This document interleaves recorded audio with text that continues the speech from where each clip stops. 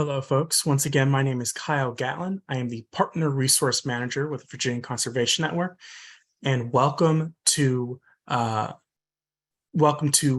education series with the release of Virginia Conservation Network's our 2023 Common Agenda Briefing Book.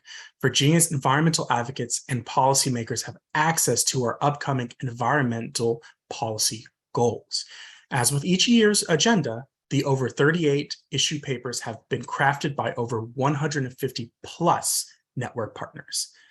I would normally say that each Thursday in October and this first week, we were doing our education series, but with this being the last one, you can find our recordings on our website for future viewing. But in the past, we've highlighted the state-based policy recommendations throughout the 5 chapters of VCN's briefing book, which were clean water and food resilience, land and, well, actually today is land and wildlife conservation, but we've done land use and transportation, climate and energy, and we did good governance and Virginia budget last week. Like I said, today we'll be covering land and wildlife conservation. As a quick note, this event will be recorded and live streamed to Facebook. For best viewing experience, you can turn on speaker view in the top right corner of your screen. If you need subtitles, you can click on the CC button or the closed caption button on the bottom right side of your screen. And if you're not in full screen mode, it'll be represented by 3 horizontal bars. But with all that said, I'll pass it over to Pat. Good morning. My name is Pat Calvert. I'm your Senior Policy Campaigns Manager for land conservation and water and wildlife conservation. So I want to thank all of you for joining this morning on our final education webinar for this year. If you missed any, you want to share it, we've got them recorded. They'll be on our YouTube channel, and so you'll be able to do that. We'll provide those links afterwards. So I also want to thank our presenters today. They are part of this is not just one and done. They've been involved in crafting briefing book papers for many months, beginning in earnest last spring and through the summer, in order to develop collaboratively with other partner organizations these policy positions. So we're going to start off with land conservation today.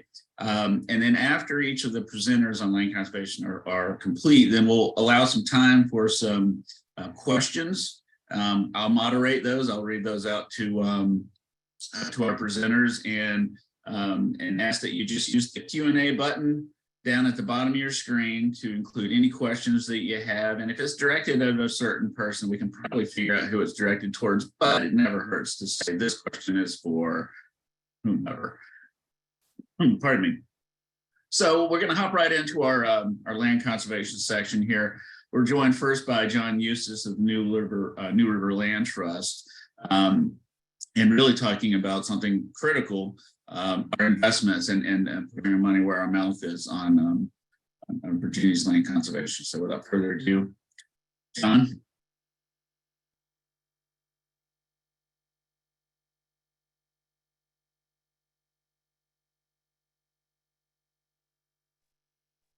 All right, sorry.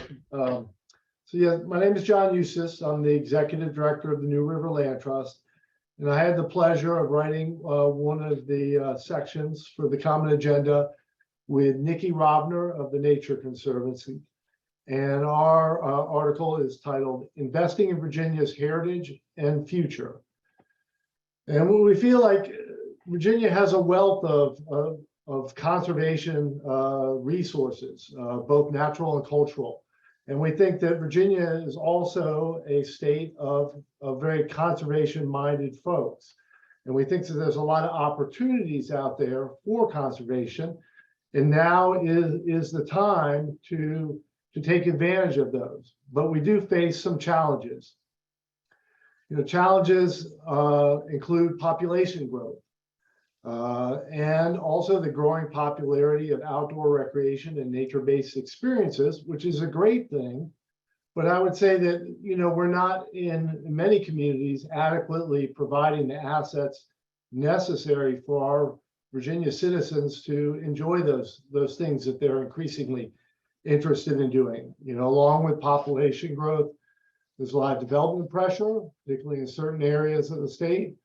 And then climate change, a concern across the state.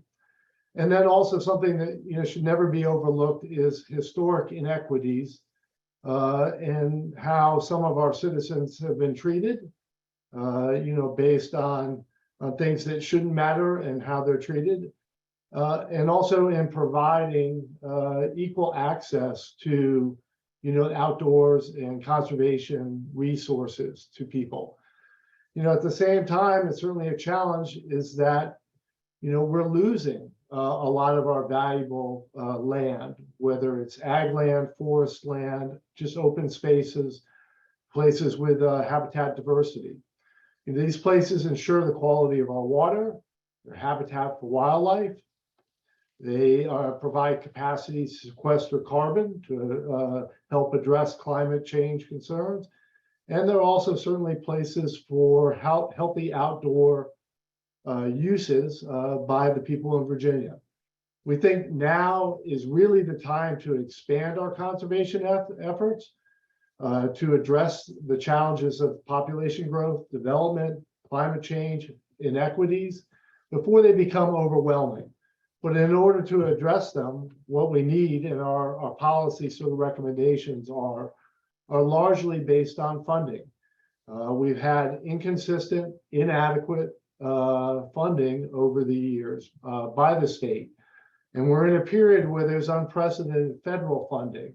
And I think there's also a lot of private sector interest in funding for conservation. So really would like to see no change to the preservation tax credit, which has been a very effective tool to pursue conservation in Virginia. But I think absolutely critically, what we need is additional staff capacity in all the Virginia's conservation agencies and adequate and timely support for that staff and those agencies from the Office of the Attorney General and the Department of General Services. And at the same time, we need funding for our grant programs, both the established ones and the ones that are a little bit newer. So we are proposing 20 million, or advocating for 20 million per year for the Virginia Land Conservation Foundation, 5 million per year for the Farmland Preservation Fund, 5 million per year for the Battlefield Preservation Fund. And I think it's a good start, but I think it may be inadequate as we go along. 5 million per year for the BIPOC Historic Preservation Fund. And then, the Virginia Land Conservation Foundation has been very successful. It's a very powerful grant funding program for land conservation, but I think it is not always as accessible for all the communities and other entities that are interested in doing conservation. And we are really encouraged by the model that the Virginia Outdoors Foundation has created with their Get Outdoors program. And we think that needs really robust funding. And I think that will spread Virginia conservation funding around the state to a lot more communities and a lot more places. So those are our recommendations. Those are the challenges we see. And we hope that that Virginia will continue to move in a positive direction in supporting conservation. Thank you, John. Appreciate that. Following along in a very similar vein, Chris Leyen of the Virginia League of Conservation Voters is going to be talking about two different papers that he co-authored. One on ensuring consistent support for our trails and parks, which has received significant attention over the past couple of years, and then also securing lasting funding for land conservation. Hand it right over to Chris. Thank you very much, Pat. I'm going to talk about two presentations that should dovetail well together. On the first one, I want to thank authors Kat Anthony, Elliot Caldwell, Justin Doyle, and Brantley Tyndall for their work to discuss ensuring consistent support for trails and parks. And we'll also be discussing dedicated funding for land conservation more broadly on a paper that I co-authored with Zachary Sheldon at the Nature Conservancy. I I asked that the VCN staff share the contacts for Kat, Elliot, Justin, and Brantley in the chat here to and encourage them to follow up with any questions that you have on support for trails and parks funding.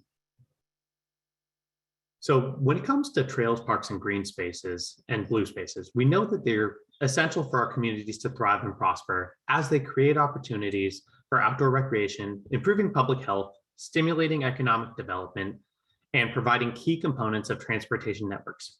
We saw this during the pandemic as record numbers of Virginians took to the outdoors to escape the lockdown, and as outdoor recreation sustained some strained local economies across the state.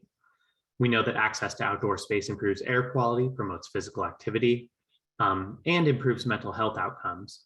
And as flexible work, a desire for mobility, and requirements for enhanced livability increases, it's important that the long-term planning and investments made by the Commonwealth are there to meet this demand. That includes ensuring consistent support for trails and parks as a necessary force of continuing to make Virginia a great place to live, work, and play. So what are some of the challenges that we face currently? One of those are that trail and parks are currently underfunded and overwhelmed with an increase of uses. And the other is that for too many Virginians, parks, green spaces, and bodies of water are inaccessible. In regards to the funding, we know that the Department of Conservation and Recreation has a maintenance backlog of over $240 million. At the same time, we saw state park attendance increase 15% from 2019 to 2020, and it continued to increase from 2020 to 2021, the last years for which we have data. Some of the factors that drive the inequity of access here include distance, includes an unequal distribution across the Commonwealth of conserved natural spaces available to the public, and a lack of facilities that are compliant with the Americans for Disabilities Act. We know that race and income play a role in determining the quality and size of parks and the green spaces that individuals have access to. And we know that this often is reflected in our communities by more affluent and predominantly white neighborhoods tending to have access to higher quality park systems with more acreage than those with larger low-income Latino or Black populations. What are some of the ways that we can tackle this? So there are the main thrust that we look at is funding for the Office of Trails. We want we're going to be asking the General Assembly for $41 million per year, adjusted for inflation, for the Office of Trails. This funding would, this recurring funding would be responsible for planning, constructing, and maintaining trails in the Commonwealth, and it would be administered by VDOT. We also are asking for $1 million in low to moderate income grant matching funds to improve connectivity. These grants would be funded on low-income communities, communities of color, and smaller localities of populations less than 25,000. And this would also be administered by VDOT. We are seeking the establishment of a state trail designation program that would be similar to Florida's designation system and have the result of strengthening public awareness and protection around our trail assets. Also asking for $57 million per year dedicated to state parks to support staffing, programs, and the maintenance backlog.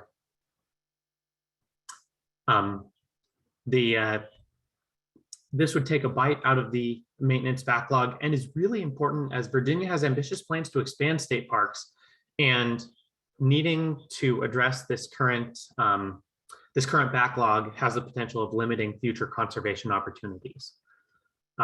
And finally, we would like to direct DCR to create a statewide outdoor access equity model with stakeholder inputs. This would allow us to hear from communities how best to improve their access to natural resources and the best ways for them and their neighbors to improve their mobility. Pat, would you like me to pause after this, or would you like me to run through the next presentation as well? Yeah, we're going to go ahead and go through all of these, so you can go ahead and continue on. Okay, moving on to securing lasting funding for land conservation. So we talked about a little bit about some of the needs. Now we want to talk about what's the public willingness to pay for some of those needs and what's the volume of needs that we'd like to see addressed. want to give a huge shout out for Zachary, who was formerly with the Nature Conservancy, has since moved on to greener and more, well, less green pastures out in the West. And he is, just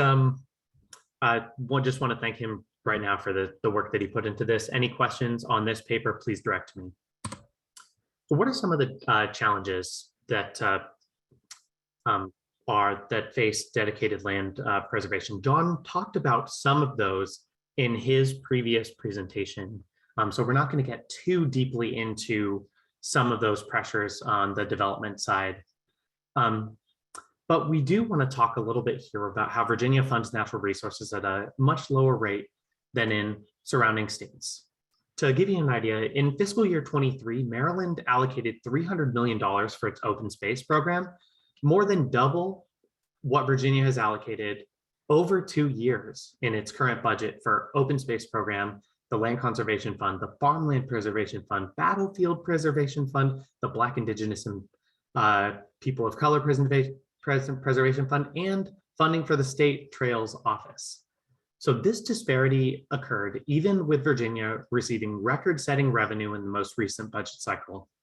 And we know that fighting to keep these conservation priorities sufficiently funded is going to be an even more uphill battle as we tackle inflation, increased project costs, and other budget considerations. We know that dedicated funding is often the difference between where we sit and where states who are leading in conservation sit. And this conservation is funded by a variety of sources. That includes marijuana sales tax revenue in Montana. It includes sales tax revenue in Georgia, sales tax specifically on sporting goods in Texas, and real estate transfer fees in Maryland. So moving on to what some of the policy solutions are for this, we are seeking the establishment of a source of dedicated funding, providing a minimum of $300 million per year to natural resource conservation. We want this funding to be dedicated to supplement all of the existing land conservation trail programs that I just listed, as well as to look at establishing opportunities for new programs that specifically work to increase access to marginalized and underserved communities. So what this fund is going to need to be designed around is something capable of achieving long-term landscape scale conservation. And we also want, and we also know that a program of this scale is supported by 80% of Virginians. According to a study that the Nature Conservancy conducted in 2021, those 80% of Virginians support it being funded at that $300 million level. This funding would also help us secure federal funding. As we've seen recently at the federal level, there has been just an outpouring of potential revenue sources for us to engage in conservation at the state level, as well as some longstanding programs. Having this dedicated funding at the state level would help us secure the funding from the Land and Water Conservation Fund, the Forest Legacy Program, the Agricultural Conservation Easement Program, and the Readiness and Environmental Protection Integration Program. Which funding source is chosen is going to be something that we leave up to the General Assembly. We believe that they're going to be best equipped to find the mechanism or mechanisms that are suited for, best suited for Virginia, and that they should consider all potential revenue sources. The members, especially those on the Finance Committee, are familiar with some funding opportunities. We know that legislation passed in 2021, HB 1804, specifically looked at some of the funding sources for parks, and we'd like to see that same sort of effort go towards establishing funding at a dedicated level for other conservation priorities. There is a current partner effort to engage in the existing budget process to secure additional funding for programs that's being led by the Virginia United Land Trust and VCN partners, as well as the Our Virginia Outdoors Coalition, which is a coalition of land trusts and conservation orgs that are working for dedicated funding. We could go into those during the Q&A period if anyone's curious about what some of those funding asks are. And with that, Pat, I'd like to turn it back to you. Great, thank you much, Chris. You've heard a lot about funding. And in fact, a lot of conservation requires a lot of funding. If you want to know, okay, well, how do we get money in our general fund, in our budget? Last week's episode of the education series was focused really on that, with how do you get money in the budget for conservation on our interests. So I see a question. We'll come back to those in a bit, so hang on. But if you have other questions as they come up, just type them in the Q&A, and we'll address those at the end of this land conservation session. But we're going to continue on at this point. We've seen a lot of interest growing across the Commonwealth over the past several years on farming, small farming, equitable farming, and land conservation from the ag perspective. Francesca Costantino with the Virginia Association of Biological Farming is going to describe a paper about preserving farmland through climate smart agriculture. It's all yours, Francesca. Okay, how do I share screen? Let's see, can you see this? No. Can you guys see this? Can you hear me? Yeah, we hear you, Francesca. I would say go ahead and start presenting, and we'll put your presentation up for you. Okay, I made some changes. Should I email it to you? There's no way to share screen. There's a green share screen button at the bottom of the Zoom window. Bottom of the Zoom window. Oh, yes. Okay, I'm sorry. There it is. Yeah, got it. Okay.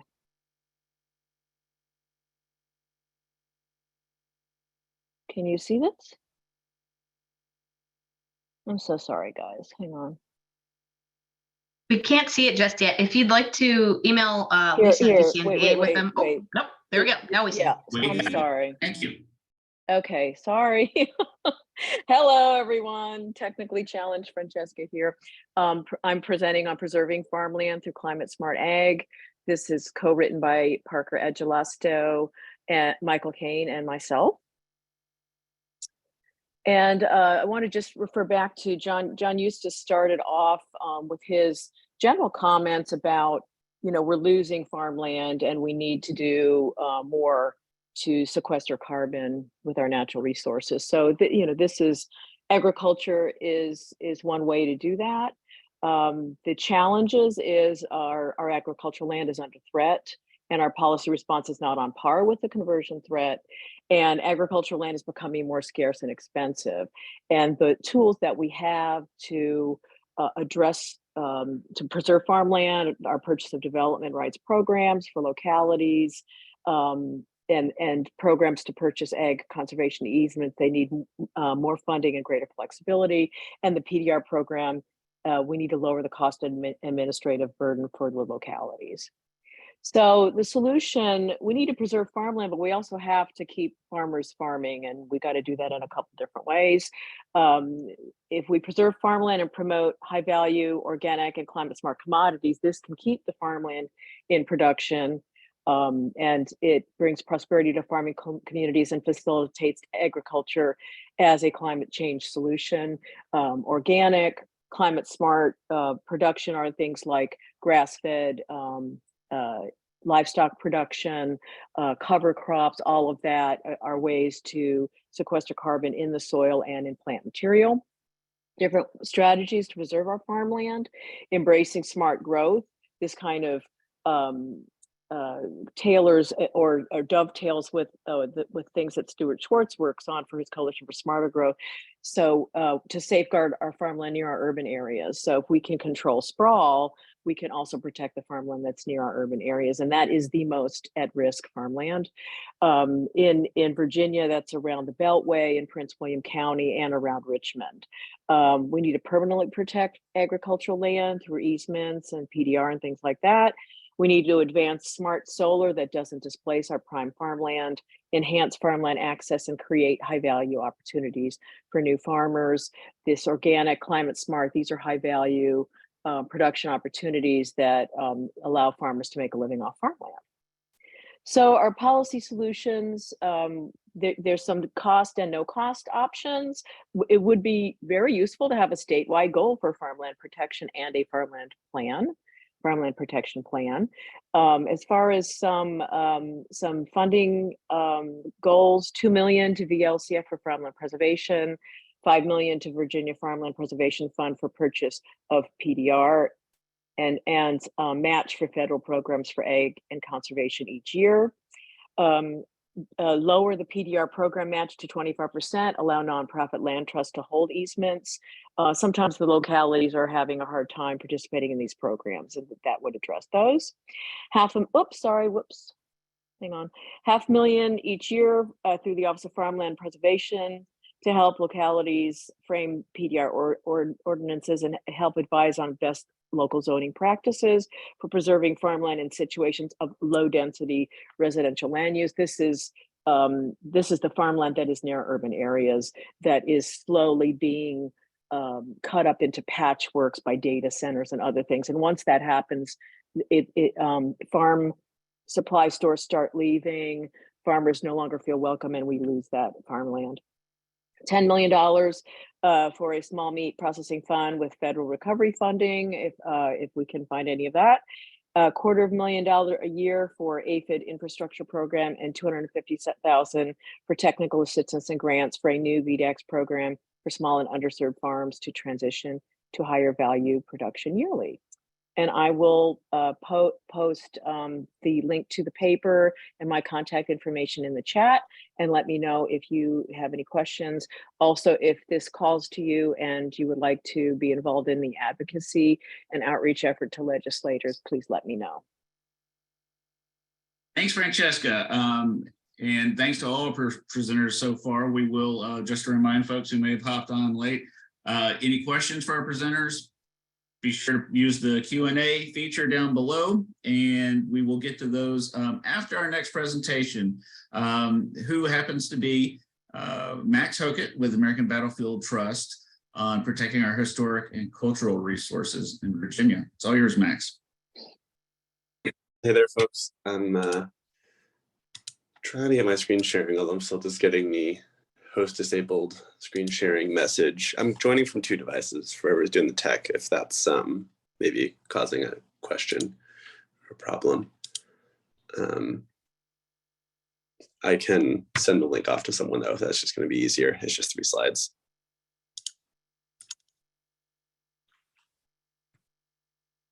How would we like to proceed? Max, they should be upgrading you to a co-host now, but just in case, can you send that over to me, Lisa at vcnva.org? I will, although it looks like I just got it. There we go, even better. There we go. Okay, I think we're all set. There we go. All right. So John's presentation and paper, to a degree, covers some of the same topics. So I'll kind of retread those, try and focus on the parts that are different in this paper.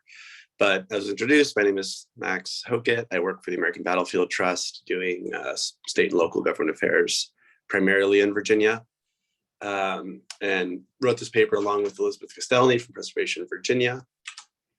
Sorry, challenges. There's a whole bevy of programs that have been sort of central to preservation of historic and other lands in Virginia. Historic rehabilitation tax credit is one of those. For land conservation, really the headliners are VLCF and VBPF. And then we have the new program this year, the new BIPOC fund for African American and Virginia Indian resources. And then we also have kind of a new note here about data centers. So kind of 2 things in our paper. We're talking about all the different programs that are really key, and the groups like ABT and probably a lot of you on this call use quite a bit to actually preserve land. And then we're just kind of highlighting a new threat that I know for me, especially, and I think probably a fair number of you, data center development has become a really ongoing issue. I spent all of Tuesday night into Wednesday morning in Prince William County at a hearing while the county approved data centers all along the Manassas National Park there. So, we just kind of, for challenges, it's really getting funding for these major programs.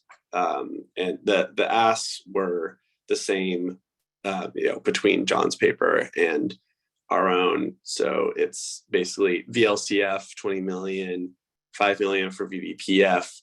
The new BIPOC fund is funded at 5 in one of the years of the budget. And our paper calls for basically making it permanently funded on an ongoing basis. They're still yet to have their actual first grant round for that. So move on to the solutions page here. Generally speaking, there's a great opportunity right now to invest in preservation. There's more federal funding, specifically from our perspective in the battlefield preservation world. There's more federal funding than there's ever been. So any money that the Commonwealth puts into it right now can be matched with federal funds in a way that it just has never been available before this. All the existing programs that we use are proven programs that have shown strong results. The funding that goes into them turns into, preserved land that is, for every dollar the state is putting into it, there's a lot of private money coming from nonprofits like us, from the federal level, that's plussing that up.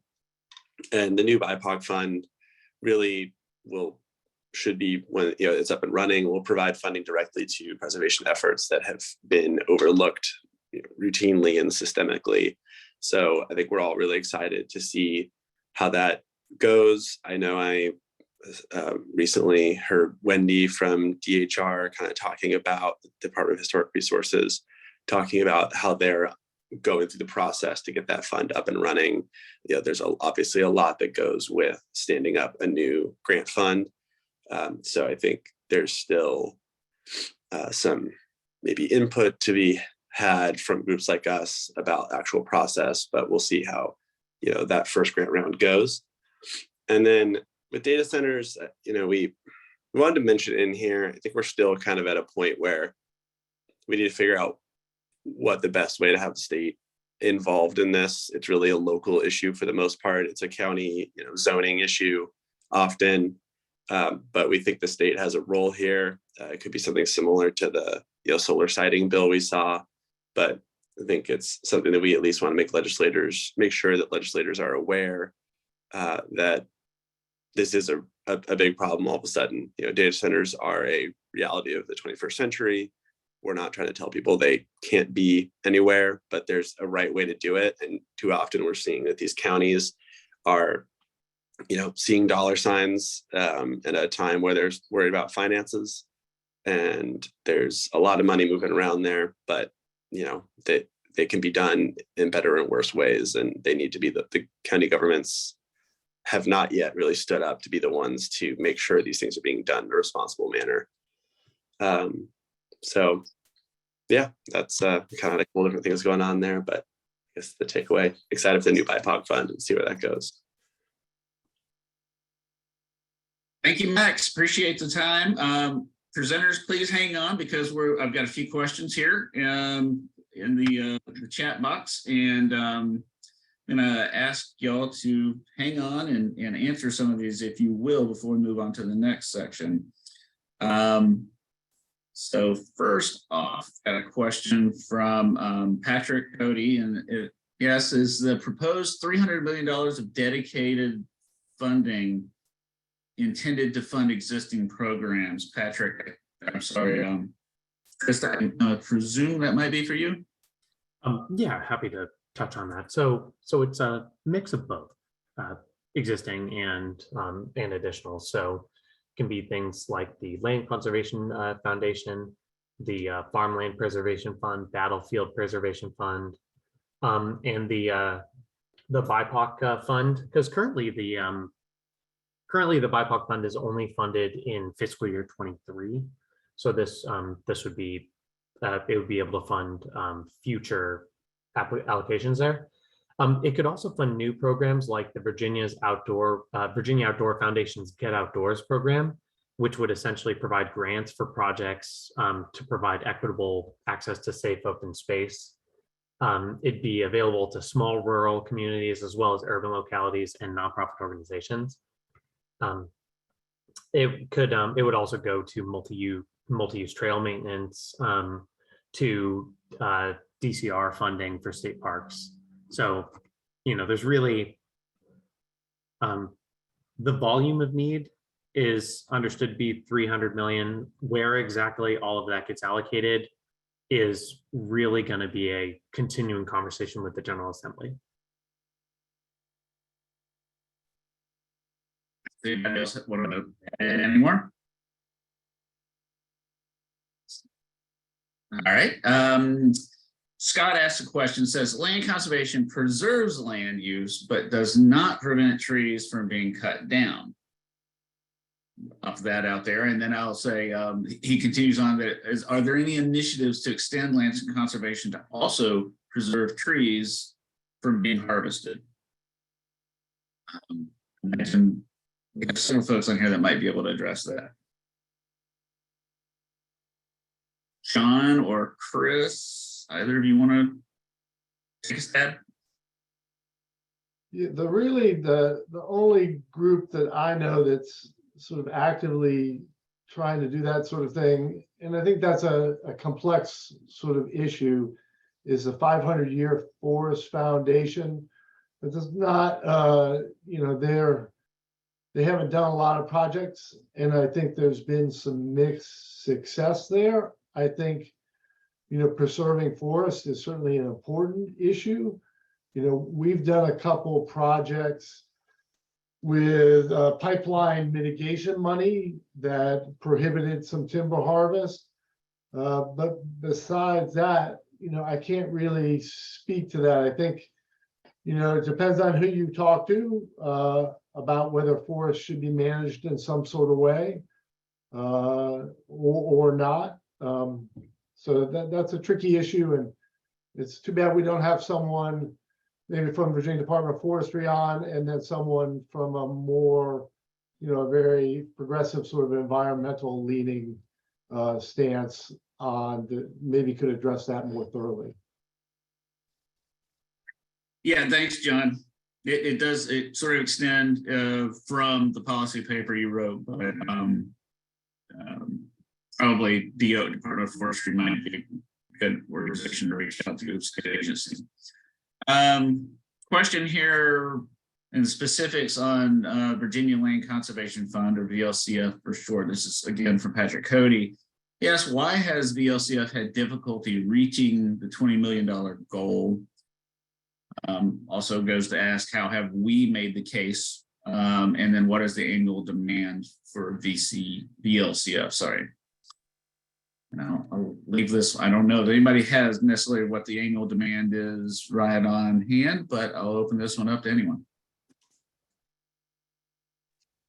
I don't know what the annual demand was, in this most recent couple of years, but I know that there was a look at that a couple of years ago, and the demand far exceeded the amount of funding.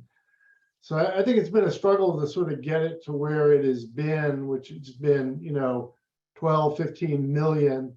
To extend to 20 million would certainly be a win, but I don't know that that would adequately address all the funding need that's out there. And I also would say, frankly, that I think there needs to be another vehicle. And that's why Nikki and I were encouraging additional funding for the Virginia Outdoors Foundation, Get Outdoors Fund. I think that there are some strengths, but also some limitations to VLCF, particularly slanted towards funding requests from agencies. And it's also a pretty involved application process. It's not something that every small community could take on, or every small nonprofit. So. Thanks, John. Max, did you have anything to add? No, I think that's probably right. I don't know exactly why. I mean, I think the funding is relatively strong at 16 right now. Obviously, we'd love 20.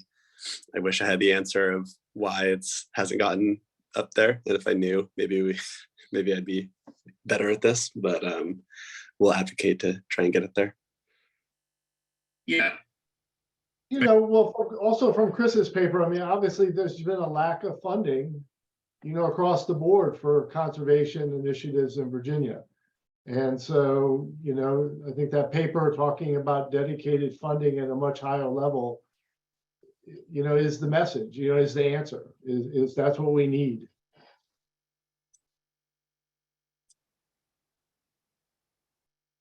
great, thank you. And I will just add in, how have we made the case? I will say that, you know, it was just stated that the demand far exceeds the allocation. So that's a pretty good way of making the case that we have the need, we have the demand. That's a great way of doing it. And I know that many of our partner organizations are frequently making this ask for full funding. I think John's right that there is, you know, it is intended to fund a lot of agency work. So it's not just necessarily Leyen Trust that are doing this work. Yeah. Go ahead, Chris. I was saying, I think the one of the things that Virginia has going for it in terms of conservation is that in the Constitution itself, it has conservation as an explicit mission. And there's the attitude of among lawmakers that they want to see conservation occur, but it's really been the lack of dedicated tools that lead to sort of these the best laid plans getting rated towards rainy days and things like that, where we don't have a specific lockbox for conservation at the magnitude or like degree that transportation does, which makes it harder to keep that the programs sort of held at the level that we know they need to be. Thanks, Chris. All right, we've got lots of questions, and there are certainly some questions and comments to some degree in here about solar siting, which is probably an issue that we could spend an entire webinar on by itself. I think it's of growing significance, similar to data centers in the Commonwealth and across the country, as to how do we encourage renewable energy without necessarily compromising our land and water conservation goals. I don't want to delve into that too deeply because I want to be certain that we leave ample opportunity to get to some other of our presenters. But for now, we're going to move right into our flora and fauna section. We're joined here by several members of the Chesapeake Bay Foundation and also from the Wildlands Network. So we're going to kick it off with trees. And there was a question in the last section about what can we do with trees? How can we encourage preservation of mature trees and reduce and encourage the replacement of trees removed? So I'm going to hand it right over to Jay Ford on increasing our investment in trees.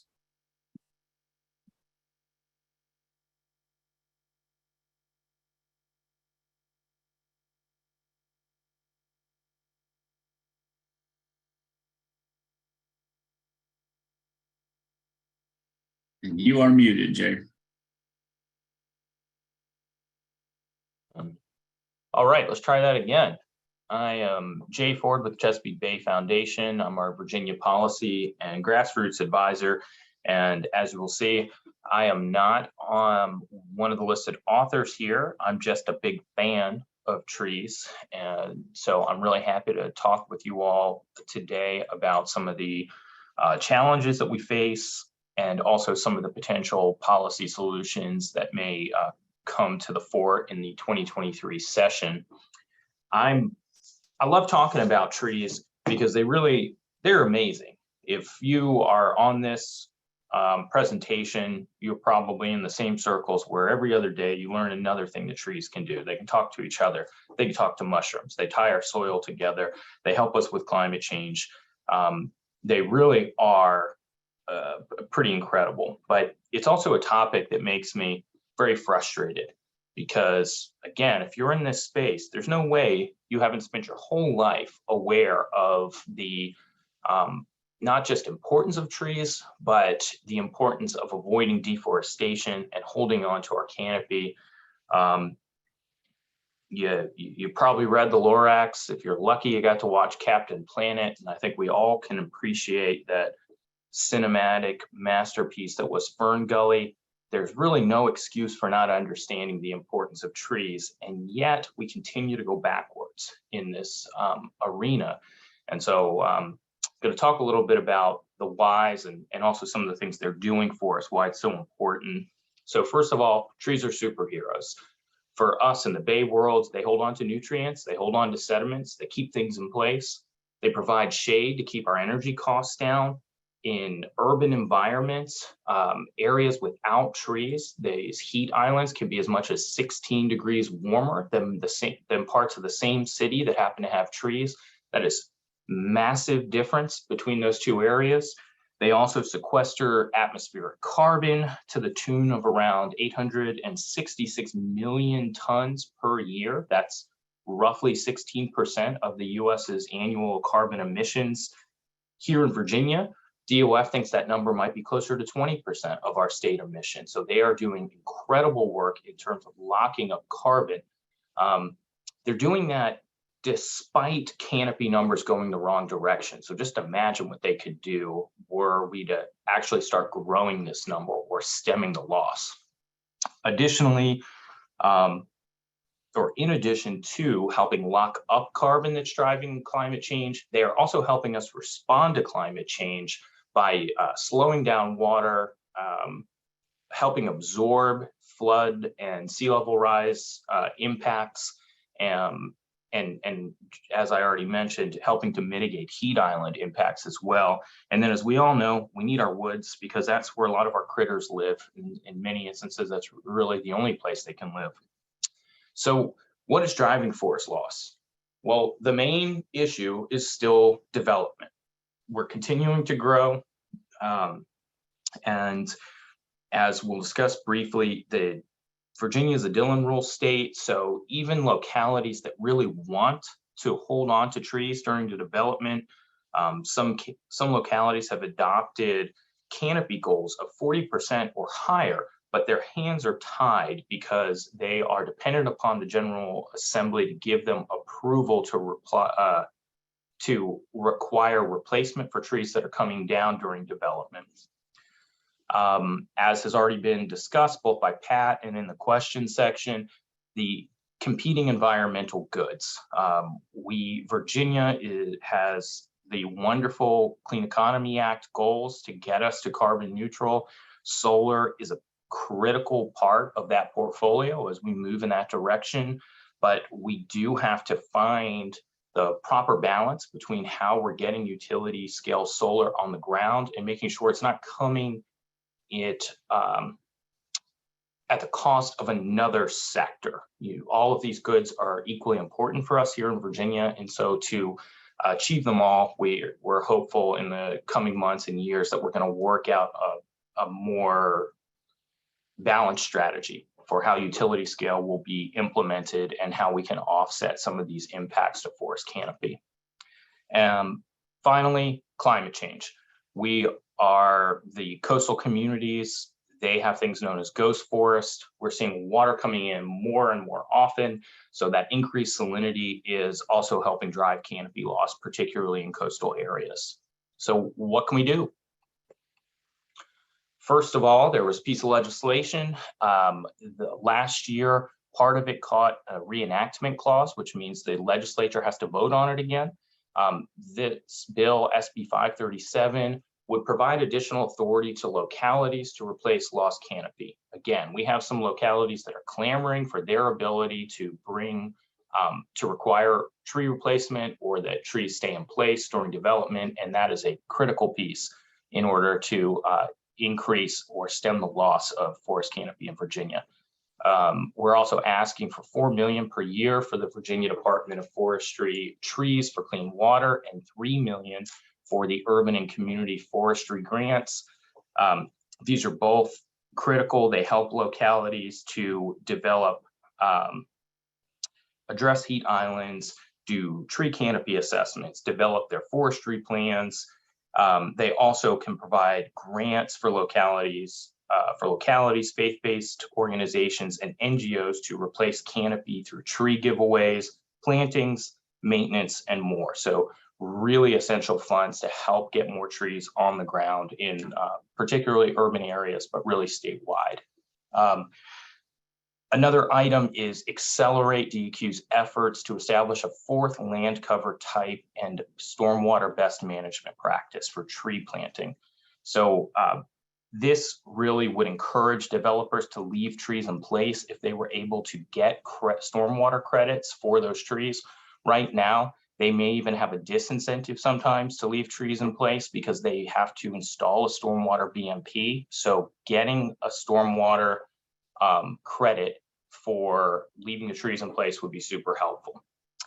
And finally, directing VDOT to offset tree canopy losses due to road expansion projects.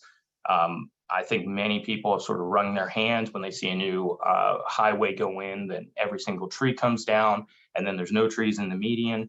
There's a lot of room for improvement here. The idea being that if VDOT insists that the trees all have to come down, then they should be offering replacement funds to the locality the road is going through so they can put those trees elsewhere.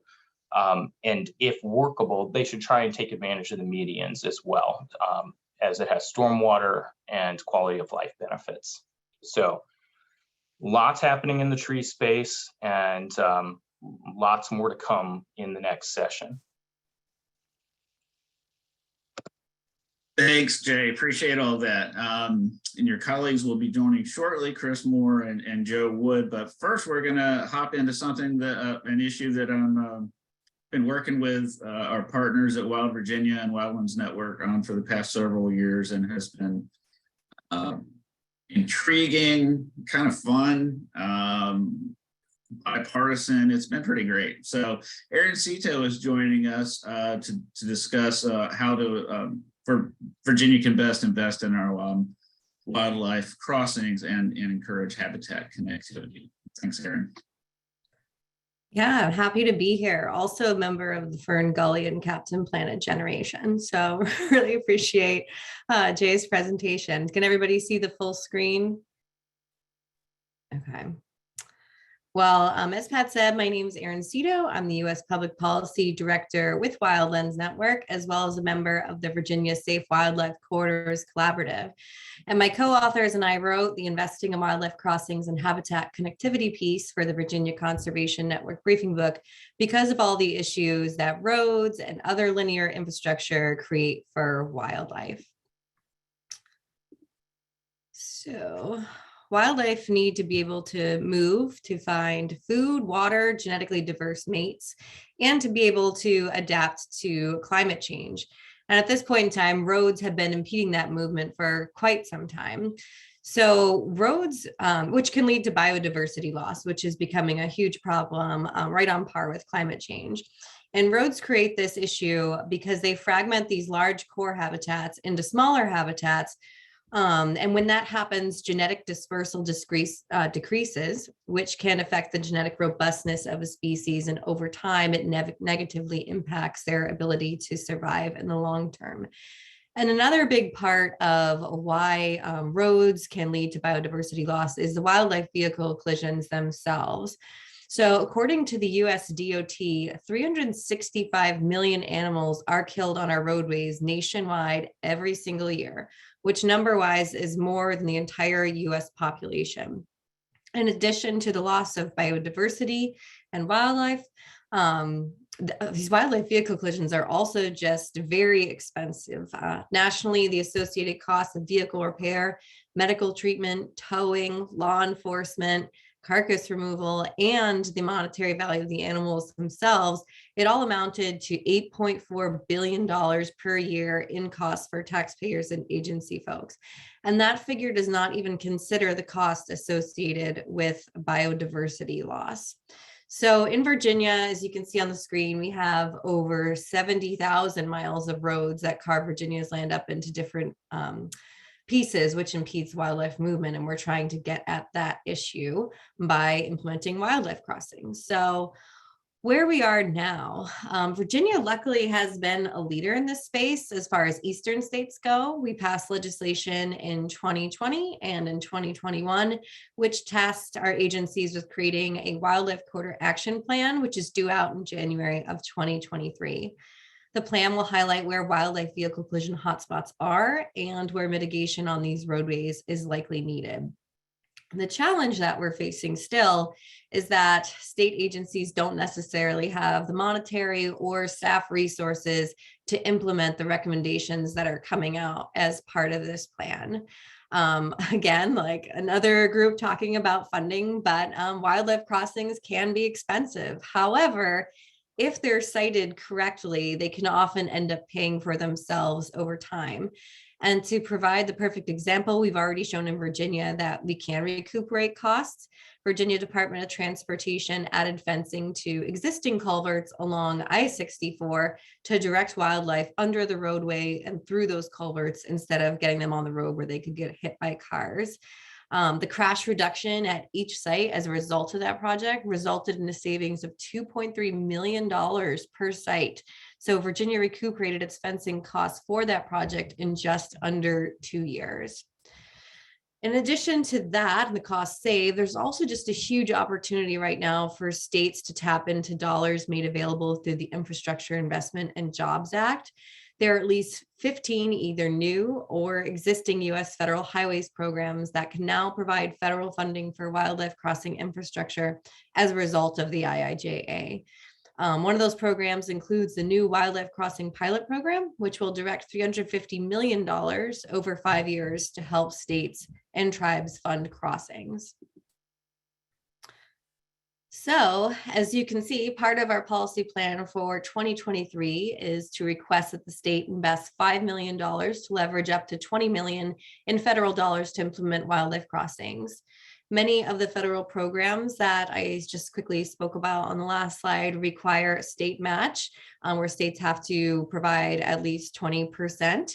And so we want Virginia to set aside this funding so it can remain competitive with other states that will also be applying for some of these grants. We'd also like to help provide some state agency staffing resources, if possible, to help them carry out the recommendations of the forthcoming Wildlife Corridor Action Plan.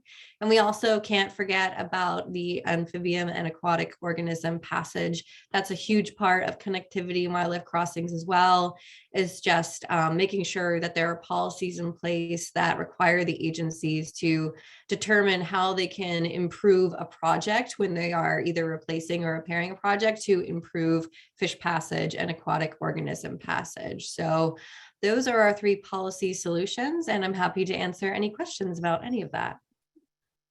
Thanks much, Erin. Some of those questions, just put them right down there in the Q&A box at the bottom, and we're going to keep you hanging on in suspense until we can get to those. So I'm headed to the Urbana Oyster Festival this weekend. I'm pretty excited about, so it seems very timely that Chris Moore from the Bay Foundation just joined us to talk about Virginia's fisheries, including oysters. Go ahead, Chris. Thanks, Pat. And you're exactly right. This is a very timely time of year to be talking about oysters. We just started our oyster season in earnest about 2 weeks ago. And so it's a great time to be eating one of our favorite bivalves in the state. So thank you all for having me today. Welcome everyone who's listening in this afternoon now. And wanted to first of all thank my co-authors on this paper, Brent Hunsinger from Friends of the Rappahannock and Zach Sheldon from the Nature Conservancy. He did wrap this up before heading out west. But this is a paper that we've had for a couple of years now, in various different formats, because in some ways, oyster restoration and oyster management in general is moving in a good direction, but also we still have a long ways to go, is what it amounts to. And as we continue down this progression, we want to make sure we have the tools in the toolbox to be successful, but also the funding in order to make that happen as well. And a lot of us have talked about funding today already, so wanted to highlight, like many of those other issues, funding for oyster restoration is something that we need as well. And the General Assembly has funded this in the past. Just a couple sessions ago, we actually got the largest general fund infusion of funds, $10 million, to help pick up the pace of oyster restoration in Virginia's waters. And that money has gone on the seafloor, the bay floor, as you may call it, and is doing great things for the Commonwealth. So first, I want to maybe step back a little bit and say, why oysters is what it amounts to. And as Pat, as I think you were alluding to, we love to eat oysters. They are obviously one of our iconic fisheries here in Chesapeake Bay, and I think something that people long for fall to come to and be able to eat these and go out and shuck oysters and things like that. But from a conservation perspective, there's some really other important points as well. One that I think most people have heard about is the fact that they're filter feeders. During the summertime, when our waters are warm in this region, they're filtering about 50 gallons of water per day, helping reduce the amount of nutrients in our waterways, helping clarify our water so we can see the bottom and more underwater grasses can grow. So providing a number of different ecological services from their filtering. In addition, their habitat. The oyster reefs are one of the most diverse and robust habitats that we have in Chesapeake Bay. I think a lot of people always think about how coral reefs serve as tremendous habitats in the tropics. Oysters are really our analogous reef habitat here in the Chesapeake Bay region. They're three-dimensional, building up off the bay floor and creating all sorts of little spaces for other shellfish like mussels to grow, but also places for blue crabs, small fishes to hide, and creating, like I say, a very vibrant ecology there along our shorelines. Next, obviously, one of the reasons that oysters are so iconic is that we do have a longstanding fishery, a wild harvest fishery here in the Chesapeake Bay region, but also we have a growing aquaculture industry. So people who are farming these oysters, and some of that aquaculture goes back over 100 years here in the Commonwealth, but some of the aquaculture techniques being employed now are really cutting edge, new technologies that are helping us grow more and more oysters for various markets all over the U.S. and hopefully abroad at some point. But those oysters, even though they're eventually going to be harvested, they are providing a lot of those same ecosystem services before they're harvested that our natural oyster reefs provide. And then the last one, kind of ecosystem service I want to touch on with the oysters is the fact that they are another tool in our toolbox when it comes to fighting climate change and protecting our shorelines from erosion and our infrastructure as well. Oysters are intertidal in much of the Chesapeake Bay, so they can be used along the shoreline to protect those really vital shoreline habitats and even some of our man-made infrastructure along shorelines as well. And obviously, they're a carbon sink too. So many benefits from that area as well. So what are some of the things that we're looking at challenge-wise? Right now, obviously, they are great ecological, economic, and of historical points to the Commonwealth, but oyster populations still are below historic numbers. We don't really have an estimate as to how low we are compared to what historic numbers would be, but I think anyone who works in the oyster field will tell you we're still at a fraction of what our population was 400 years or so ago. And things that we can do to continue to restore this population is going to provide many of those benefits that I talked about earlier. Another thing that we've run into as oysters have started to come back, and because this is due to successful restoration efforts and that growing aquaculture industry, is a limited shell resource. Basically, the best thing to create habitat for new oysters and to help move our aquaculture industry forward are other oysters, and that means oyster shell. And so that resource obviously is only created by other oysters. Obviously, there's many different ways that we can get it back into the water, but there's many different off ramps, unfortunately, where it can go into landfills or it can be used for other things like driveways, landscaping, and things like that. So we still are at a point where we're looking at almost any opportunity we can to get those shells back in some sector of the restoration industry or the aquaculture industry or the fishery, to use them for all their good purposes there. And then finally, one of the things going through our oyster code over the last couple of years, a couple of us notices we still actually have some relic language, I think, that we might call it, from the area Kansas oyster introduction. I'll call that phase or time. At one time in Chesapeake Bay, there was a real interest in possibly introducing a non-native oyster, the area Kansas oyster, into the Chesapeake Bay. Fortunately, through a very long process coordinated by the Army Corps of Engineers, we decided not to do that. And we know now, with the success in our oyster restoration and our fishery management efforts, oysters are moving in the right direction, and those are all native oysters that are allowing that to happen. So a couple of the solutions that we've identified in the policy paper and we hope to move forward this year is, one, help get the necessary funding for the Virginia Marine Resources Commission and the Virginia Institute of Marine Science. For those of you who may not be aware of those two groups, the Virginia Marine Resources Commission manages our oyster wild fishery and our aquaculture industry, and the Virginia Institute of Marine Science is really the science advisor for the Commonwealth of Virginia on marine issues, and helping to go back and comprehensively map and sample all oyster growing areas across the state will give us much needed new information about where oysters are successfully reproducing, where reefs are, and areas that we can kind of redouble our conservation efforts throughout the state. The next policy solution is maximizing reuse of our oyster shell resource. A number of us are looking at different ideas to work with legislators on this session to ensure that as much of that shell that we create in Virginia or that gets moved to Virginia through different economic reasons gets back in the water in some way, shape, or form. And in some cases, that may be expansion of oyster shell recycling opportunities. In other cases, that may be economic incentives for restaurants and shucking houses and places like that to recycle that shell and get them back in the water. And then two other things that we're working on, and this is one that's being led by the Friends of the Rappahannock, is we are working on numerous different types of projects to get more oysters back in the water.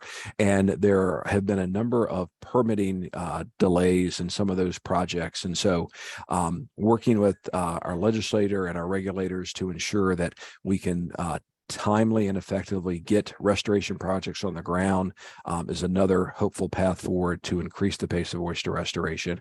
And then I talked about that removal of the area Kansas language that's currently in state code.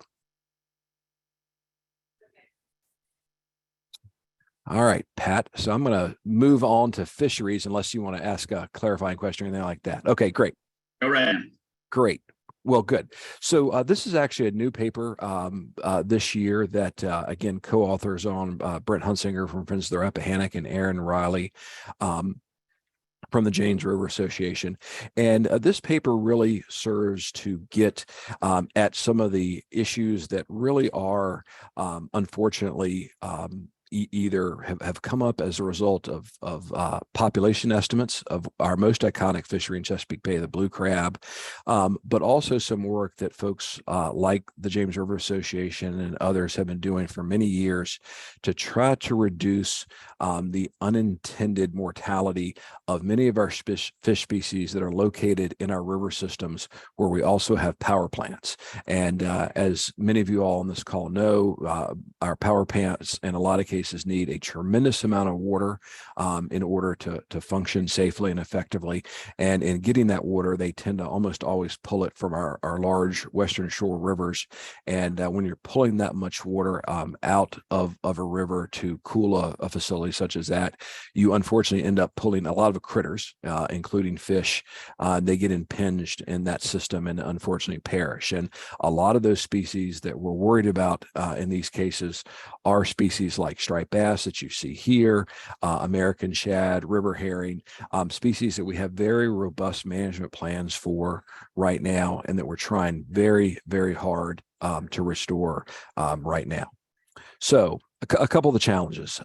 If you were paying attention to the news earlier this year, late spring, early summer, you probably heard that the total number of blue crabs that we estimated in Chesapeake Bay this year was at the lowest on record. And basically back in late 90s, late 80s, early 90s, Virginia and Maryland started partnering on what we call winter dredge survey that estimates the number of blue crabs within the Chesapeake Bay. And it's actually one of our most robust and longest running data sets for fisheries management in the Chesapeake Bay region. That data set is thought of very highly by the scientists who obviously help produce it, by the fisheries managers, and it even has growing acceptance amongst the folks who harvest blue crabs as a very good indicator of what their harvest is going to be like within the coming seasons. And through that, in addition to the population as a whole being down, the number of juveniles has remained low for the last 3 or 4 years as well, and also the number of male crabs that we saw in that survey has been on a downward trend, unfortunately, for the past 3 years, which is another thing that's concerning, especially since a lot of the effort in the blue crab fishery has moved to that segment of the population. Kind of dovetailing on that is the way we harvest most blue crabs in the Chesapeake Bay region is through crab pots. Your normal about 2 foot by 2 foot structures that are attached to a buoy, and watermen will bait them and then come by and fish them every day, maybe every other day, maybe every third day, depending upon how well crabs are actually running. Watermen have licenses for a very specific number of pots, ranging from about 80 to about 420. But unfortunately, we really have very little idea about the total number of crab pots that are in our waterways, and our enforcement ability for that is really, really low. In order to determine if someone is actually fishing too many of those crab pots, our Marine Patrol officers have to go out and count all those pots in a single day to see if that particular waterman is actually within his pot limits. And so, as you can imagine, trying to count up to 420 pots in one day sometimes takes 4 to 6 officers in order to make that happen. In addition, we have lots of folks who come down from Maryland and fish during certain segments of our fishery. And so that's another area of concern there as well. And then, as I talked about earlier, the water intakes that we have along many of our Western Shore River kill just a tremendous number of fish, shellfish, larval fish, juvenile fish each year. And so we want to work in order to reduce that impact on our fisheries resources in the Commonwealth as well. So what are our policy solutions for this? One is asking the General Assembly to hopefully fund a 3-year pilot of crab pot tagging here in Virginia. Crab pot tagging is nothing new. Our partner to the north, the Potomac River Fisheries Commission, already implements this type of system. It's also implemented in some of our other fisheries along the Atlantic coast, like the lobster fishery. The real issue has been trying to fund it here in Virginia, and we think with General Assembly support and funding, we could see this move forward. The next thing that has fortunately already started and actually is a agency budget request are the necessary funds, about $225,000, to complete a comprehensive assessment of our blue crab stock in Virginia. And so this is a process that fortunately has already kicked off in some ways, but it'll look at all the stressors, all the inputs to our blue crab fishery in the Chesapeake Bay, and make sure moving forward that we are understanding all the different things that are affecting that population.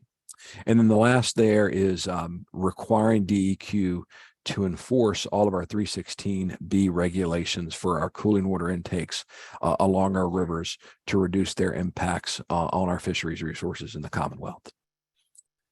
So be happy to take any questions. Thanks, Chris. Got some questions in the Q&A. We'll get to it right after the next presentation, following on the theme of bivalves that oysters have received for many, many years. A lot of attention, but in the upper reaches of the watershed, freshwater mussels have garnered a lot more interest of late, and received some great attention in the past year or two. So I hand it right over to Dr. Joe Wood with the Bay Foundation. Tell us a little bit about restoring our mussel population. Thanks, Pat. So we started with Jay on an issue about trees that there's no excuse not to know that they're a good thing, and we slowly transitioned to things that many fewer people know about. And so this is the second time that we've had a freshwater mussel paper at VCN, and I worked on this with Erin Riley at James River Association and Zachary Sheldon at the Nature Conservancy. And like Pat said, these are bivalves that live in the freshwater portions of our waterways all across the state. And so the first thing I always like to talk about when I talk about freshwater mussels is their life cycle. And that's because it's pretty critical to understanding both the challenges, what their lives are like, and then how we can do something about it. And so just to remind you, if you know this already, or let you know if you don't, the way freshwater mussels reproduce is linked to fisheries. And essentially the way these organisms reproduce is they put these things out that look like they're essentially bait. And you can see 4 examples here. One, a few look like a fish. This one on the top right looks like a crayfish. The bottom left looks like some insect larvae. And then the bottom right is literally like a fish on a line that extends out a few feet. And the baby mussels are inside of this bait, and a fish bites onto that and it pops like a water balloon, and then it clings onto the gills to the fish. And that's how these organisms make their way upstream. They can't really move very far, and they live in these systems where water flows downhill. And so they latch on to fish to make their way upstream, and that's a part of their reproductive cycle. And so, they have this really cool biodiversity. We have 300 different species of these organisms in this country. And many of them have these unique lures. Many of them have specific fish that they target, that their reproductive cycle is linked to. And so that's just a piece you kind of need to know when understanding this issue. And so if we want to talk about the challenges of freshwater mussels, there are a lot, and they've really been severely depleted. But some of the reasons that they're really facing a lot of problems, they're very sensitive to water quality, and really fresh water across the state is degraded in many places. Dams are really important to freshwater mussels, partly because a lot of times they're linked to anadromous fish, and if fish have been cut off from an area, they can lose the capacity to reproduce. Loss of habitat, they need clean water, they need relatively good habitat in order to be able to survive. And so, in Virginia, we've lost the majority of freshwater mussels that existed, and that's happened across the country as well. So this is a class of organisms that is arguably the most threatened to extinction of all the different types of organisms that we have. Nationwide, 70% of the species that we have are vulnerable in some sense to extinction. In Virginia, we have 80 species alone, which each one of these has specific conservation considerations.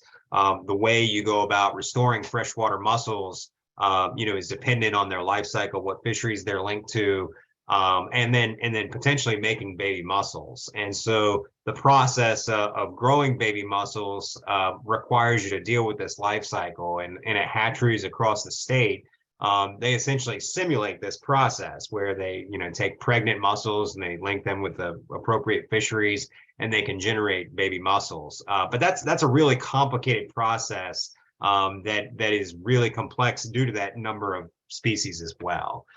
So we've really lost a lot of the resource here. There have been a number of extinctions that have happened. 2 years ago, when the ivory-billed woodpecker was declared extinct, There were about 20 other species that were listed that had gone extinct, and half of those were freshwater mussels. So that just gives you some awareness of the level of extinction pressure that some of these populations are facing. So the solutions that we're looking forward to at the legislature this year are building on some past success. Last year, in our first year of having a paper, we were able to attain 2 new FTEs at the Department of Wildlife Resources dedicated to freshwater mussels, and the establishment of a statewide mussel restoration plan. So that's in the works, and we're building on some success from last year.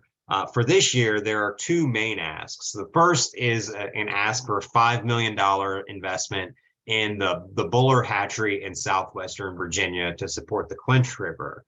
And the Clinch River, if you're not aware, is one of the most biodiverse rivers in the world, just an incredible amount of diversity. And they have a small hatchery down there that's been operated for about the last 30 years. It was originally developed as a result of some mitigation money because a tractor trailer about 20 or 30 years ago spilled into the river and caused the biggest kill of endangered species that's ever happened in this country since the Endangered Species Act. But the hatchery is essentially working out of closets. It really needs an upgrade to protect this resource, which is really a great asset for the state. The Nature Conservancy has been doing some really great work down there in that part of the state.